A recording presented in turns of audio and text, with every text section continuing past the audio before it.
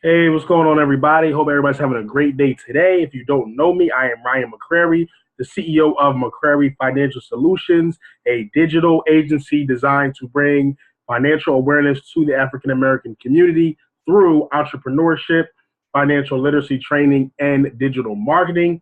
Also, the author of my brand new book, Mind Over Money: How to Think Like an Investor and Take Care of Business First. You can get your copy at mindovermoneybook.com. That's mindovermoneybook.com. So today I just want to talk about being lifestyle rich versus having real wealth. So a couple weeks ago, I was in Atlanta at the Traffic Sales and Profit Live conference held by Lamar Tyler, and many amazing people were there. And there was a keynote speaker by the name of Alfred Edmond Jr. If you're not familiar with him, he's a senior vice president and editor at large at Black Enterprise Magazine, and he gave an amazing speech, dropped a lot of nuggets, a lot of wisdom. But one of the things that stuck out to me was when he talked about, especially African Americans, a lot of us trying to be, or obtaining to be, aspiring to be lifestyle rich versus having real wealth. So what he meant by that is a lot of people, they want to have the nice car, the flashy car, the jewelry, the big house, take these lavish vacations and appear, winning or rich or whatever the case may be through social media or whatever it is. But a lot of people, he said, a lot of people out here fronting, acting like they have money, but they don't have real wealth. They don't have real wealth. Real wealth is when you own assets. So he was talking about a lot of people fronting, a lot of smoke and mirrors about people saying they're quote unquote millionaires, but they're really not millionaires. If you're a millionaire, that means after all your expenses, after your mortgage, your car loan debt, your student loan debt, any other type of credit card debt, any type of debt, everything you owe, all your bills are paid, everything. After all that's paid, if you have $1 million or more left over, then you are a millionaire. So he was saying, if you're an athlete and you have $1 million contract, if you make $1 million a year on a contract, that doesn't mean you're a millionaire.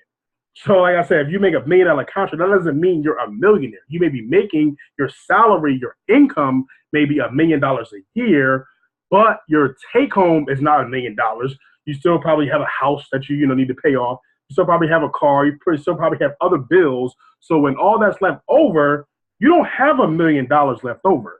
If you have $1 million business, you're probably not a millionaire either. So you make gross $1 million, but your expenses, you still have expenses in your business. You still, have to pay employees, whatever the case may be. So you, as the owner, you may bring home, 100, 200, $300,000, but that doesn't necessarily mean you're a millionaire. Being a millionaire means after all your bills are paid, all your expenses, your mortgage, everything, then you have $1 million or more left over. And it all comes back to something I actually talked about in this book about net worth. Net worth is not something that we talk about enough. Net worth means your assets minus your liabilities. So your net worth is your assets minus your liabilities. So what is an asset? An asset could be a stock or a retirement plan, your 401k, the value of your house, the value of your business, or any other type of asset, some type of maybe, cryptocurrency or something else in the stock market, a mutual fund, an ETF, a 529 plan. There's so many different things that can be claimed as assets.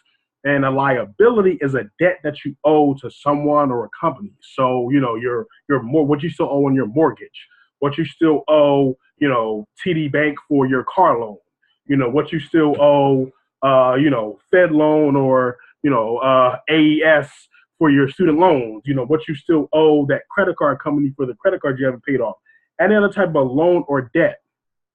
So once you calculate your assets, if you have a $300,000 home, but you owe 200,000 on it, and you don't have any other assets or liabilities. In that case, you would be worth $100,000. So because you have a $300,000 house, oh, I'm a quarter millionaire. No, you're not, because you still owe $200,000 on it. So you're worth $100,000. So that's what stuck out to me a lot, because again, like I talked about in my book, and I talk about a lot in our community, we don't talk about this enough. We don't talk about net worth. We may talk about, oh, I'm winning because, I got this loft, a 2-bedroom loft downtown. I just bought the S550 Benz. I just took my whole family to Ibiza on a great vacation. But that doesn't necessarily mean you have a high net worth. You need to be talking about net worth. We need to be talking about assets minus liabilities. And we need to be increasing the asset column and decreasing the liabilities column so we can truly build wealth. So that's the way we truly build wealth. So we as African Americans or anybody else, whatever the case may be, I don't want to just speak for us, even though I have a passion for helping my community because we need it. But that doesn't mean that we exclude anybody. I speak for anybody that has a dream, has a vision, wants to build a business, wants to change the world, wants to feed their family. That's who I speak for. So we need to be talking about having more assets, decreasing liabilities. So when we pass that wealth on to our children, they don't start at ground zero, or a lot of us start in the negative with student loan debt or other debt, not being trained on financial literacy, not understanding the importance of ownership or owning assets. A lot of us just started out in a bad place, but we need to make the sacrifice to make sure we pass on a future, wealth to our children, to future generations. That's how we will truly build generational wealth, and it starts with us. So make sure you have more assets than your liabilities. So that's net worth, trying to be truly wealthy, not just lifestyle rich.